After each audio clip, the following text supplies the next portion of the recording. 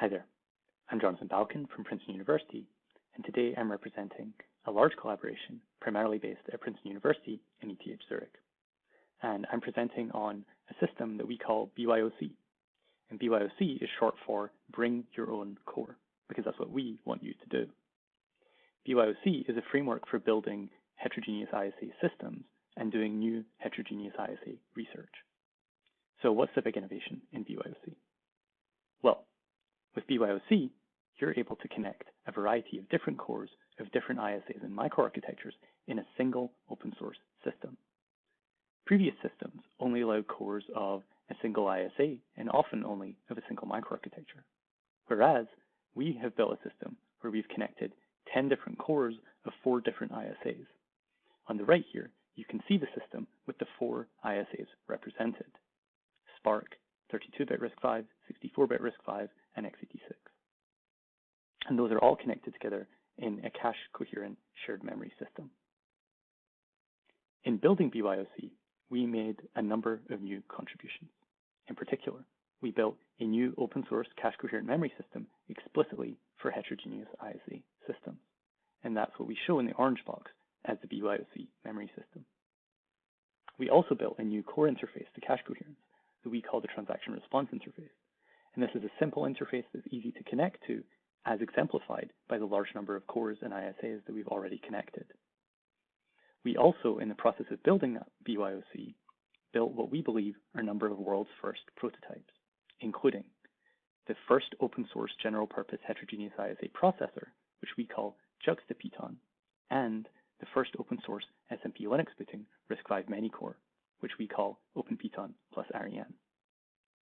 So if you want to do research in heterogeneous ISA systems, we'd encourage you to adopt BYOC.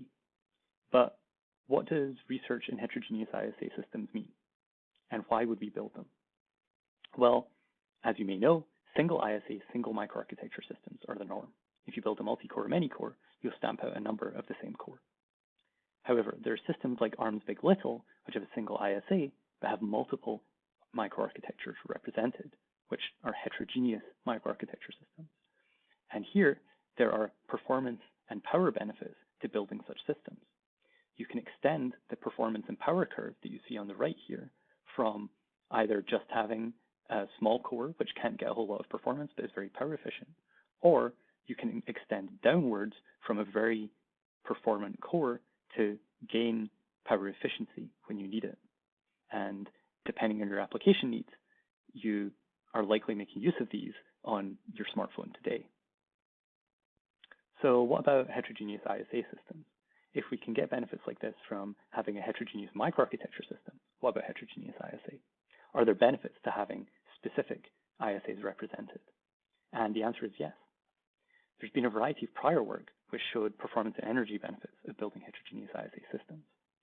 And it turns out that applications and portions of applications have affinities to particular ISAs. There are ISAs which they will be more power efficient with, or they'll be higher performance with. And as such, it would make sense to dynamically move applications across cores of different ISAs so that we can take advantage of those benefits. You can see a chart here on the right from an ISCA 2014 paper from Venkat and Tulsin. And the first bars we highlight are for performance and showing first single-threaded and then multi-threaded applications. You can see that portions of the execution time are better spent on some ISAs over others.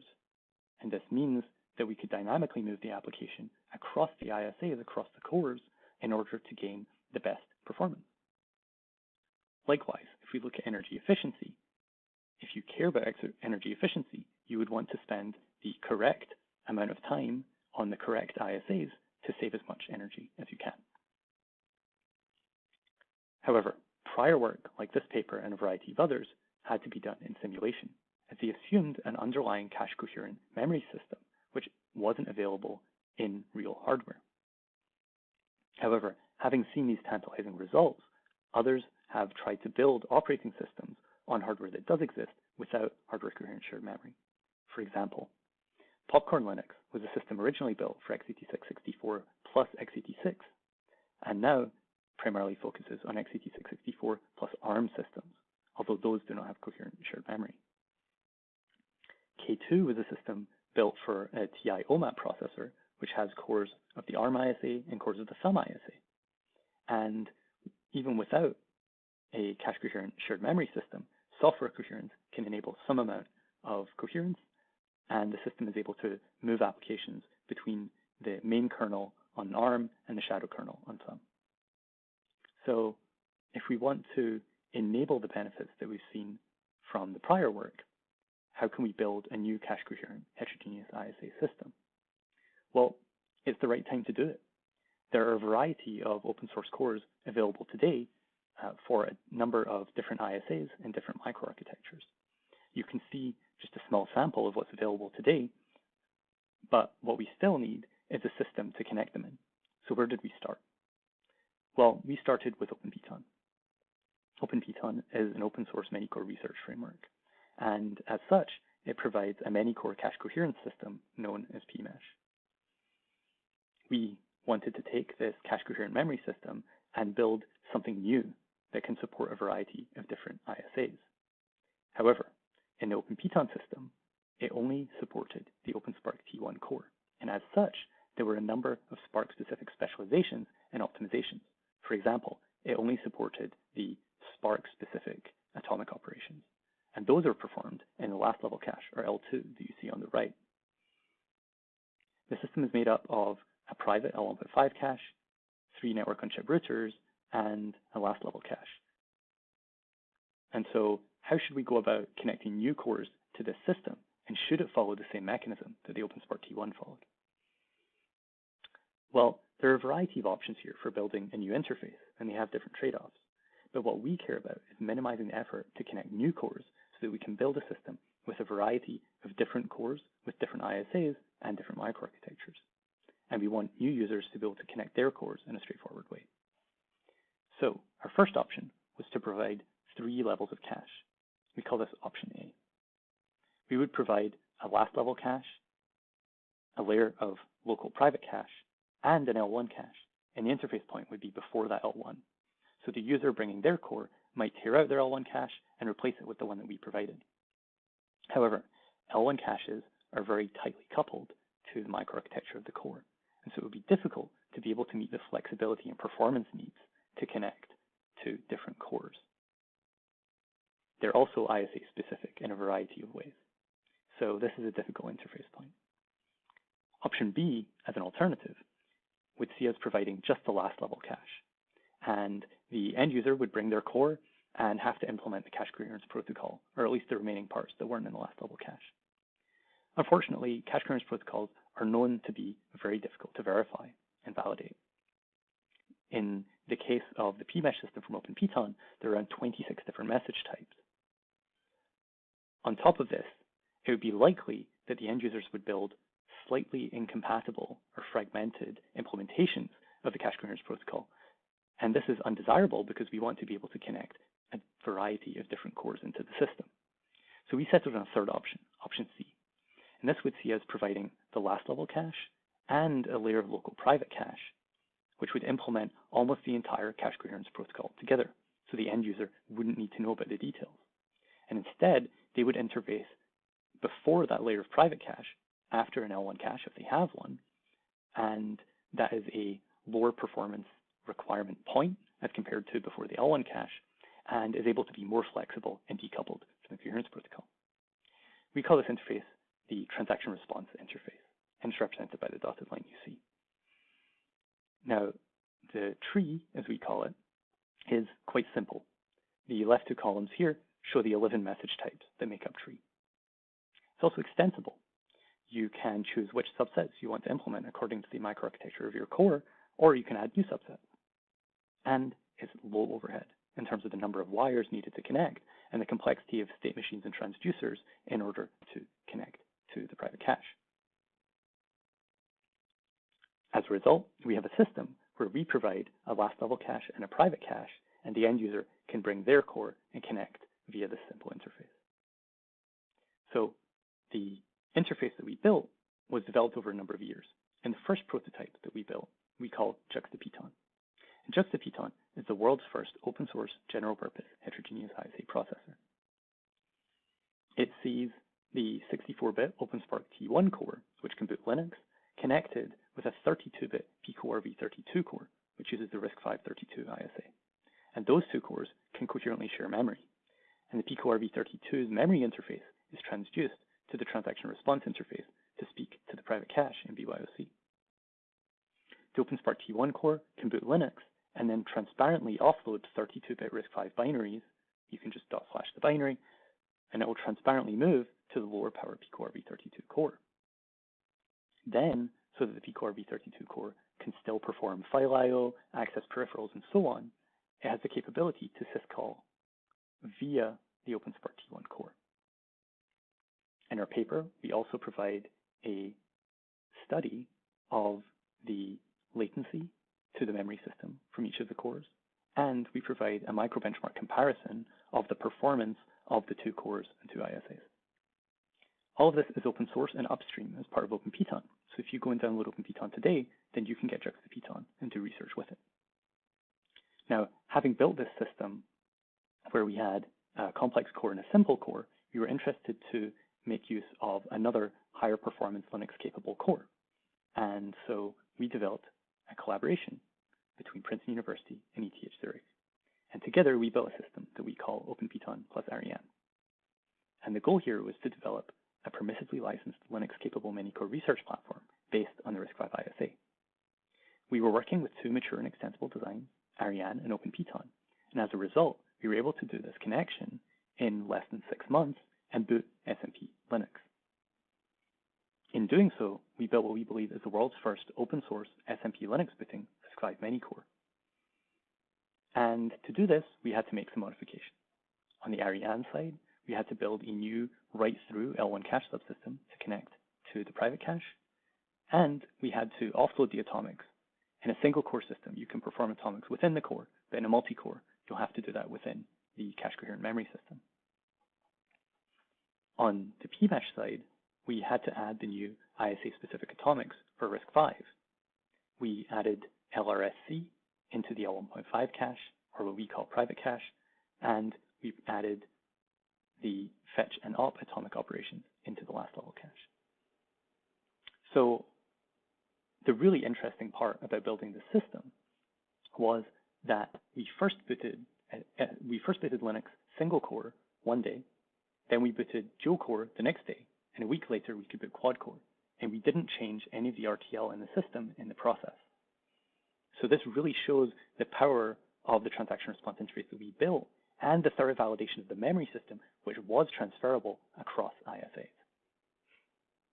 So having built OpenPiton+Ariane, we then wanted to come and build new heterogeneous ISA systems. And the first prototype I'll show here is called Dicho. Dicho has a 64-bit OpenSpark T1 core and a 64-bit Ariane core. And those two cores have fully hardware coherent shared memory, including the ISA-specific atomics for Spark and for RISC-V. Each of the cores boots an independent Linux kernel, one for Spark and one for RISC-V, and then user mode applications in Linux can share memory across the two cores and the two ISAs. And the system itself, beyond the cores, looks very generic, and we simply have to speak the correct interface from each core to the private cache. Now, we provided an evaluation in our paper of the round-trip latency and the throughput of the system, and we submitted the round-trip latency experiment for artifact evaluation. And we received artifact available and artifact evaluated functional badges for this. You can also get all of the RTL that you need to build the same system and reproduce our study on our GitHub repository. Now I'll show you Linux booting on the system and us running our round-trip latency evaluation. We have a terminal for each of the cores, and this is running on a single FPGA. On the left, we have Spark, and on the right, we have Ariane. And we're going to skip through the Linux boot process here so that you can see the application running sooner. But what's going to happen is that the OpenSpark T1 will first run a program to set up the shared memory region for the two cores. And in that region, the two cores will be able to do the round-trip latency experiment and perform synchronization using standard atomics. It will set up the virtual mappings for the region and put the physical address of that region into a shared location. When we run the program on Ariane, it will look in that location and then set up virtual memory mappings for the region, and then the two cores are able to share the memory and perform the round-trip latency evaluation. And you can see the output on the Spark core on the left. The next core connection I'm going to talk about is the AO486 core. Now, AO486 is an open source re-implementation of the Intel 486SX, and it's a very complete re-implementation. It's able to boot Windows 98 and Linux 3.x. So as an OS-capable core with a complex ISA like x86, we wanted to connect this to BYOC. So we had to transduce from the Avalon memory and MMIO interfaces provided by AO486 to treat and thus the BYOC private cache. For the legacy peripherals, the real-time clock, interval timer, and an interrupt controller, we simply connected directly to the port-based I/O interface. And in this setting in BYOC, we were able to run the box BIOS and run a simple operating system on top of that. And if you want to check out this code, you can also get that on the BYOC GitHub repository. In conjunction with the Xilinx developers of libsystemc TLM-SoC, we were also able to connect QEMU to BYOC. Libsystemc TLM-SoC is a system for connecting QEMU to RTL simulation. And so we were able to allocate a particular memory region from QEMU and then perform loads and stores to an L1 cache, which is simulated in System C. We then transduced from that L1 cache to the transaction response interface so that we could connect to the BYOC memory system. Having built this, we'll be able to replace the RISC-V QEMU with QEMU for a variety of different ISAs, and in particular, a number of ISAs for which there are no open source cores, for example, x86-64 and ARM. And this will enable us to run the existing operating systems like K2 and Popcorn Linux, but also enable the development of new heterogeneous ISA systems. So other than enabling new heterogeneous ISA research, there are benefits for you to bring your own core to BYOC. And those are that we give you a large amount of infrastructure to build new heterogeneous many-core SoCs simply by bringing your own core. Any core you bring will gain the features of BYOC, regardless of the ISA. We've even built an ISA-agnostic hardware transactional memory system that you can exploit, which lives within the BYOC memory system. We also have accelerators like the Meow-GP GPU and NVIDIA's NVDLA for inference. This means if you bring your core to BYOC, you can exploit all of this. On top of that, we provide a FPGA flow for Xilinx FPGAs, so you'll be able to put your design on FPGA and even test it on Amazon's F1 platform. There's also a full synthesis and backend flow inherited from OpenPitar, so you would be able to tape out your own chips based on BYOC, which could be full many-core SoCs with just your core, if you so desire. So if you want to bring your core to BYOC, you can head over to GitHub and download all the RTL. Or if you want to build new systems, new compilers, new programming languages, and test out how heterogeneous ISA systems work and should work, then you can make use of BYOC and do prototyping and simulation or an FPGA. With that, I would like to thank you for listening.